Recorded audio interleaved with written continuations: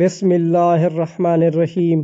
عبداللہ بن عمر رضی اللہ تعالی عنہ سے روایت ہے کہ انہوں نے رسول اللہ صلی اللہ علیہ وآلہ وسلم کو یہ فرماتے سنا، تم میں سے ہر فرد ایک طرح کا حاکم ہے اور اس کی رعیت کے بارے میں اس سے سوال ہوگا، پس بادشاہ حاکم ہی ہے اور اس کی رعیت کے بارے میں اس سے سوال ہوگا۔ ہر انسان اپنے گھر کا حاکم ہے اور اس سے اس کی رعیت کے بارے میں سوال ہوگا۔ عورت اپنے شوہر کے گھر کی حاکم ہے اور اس سے اس کی رعیت کے بارے میں سوال ہوگا۔ خادم اپنے آقا کے مال کا حاکم ہے اور اس سے اس کی رعیت کے بارے میں سوال ہوگا۔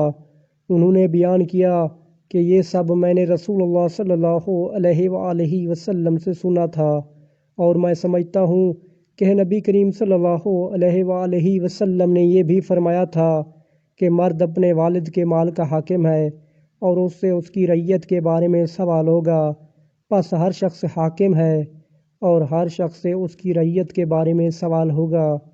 صحیح بخاری حدیث نمبر 2409۔ اللہ تعالیٰ سے دعا ہے کہ اللہ تعالیٰ ہمیں اس پیاری حدیث پر عمل کرنے کی توفیق عطا فرمائے، آمین۔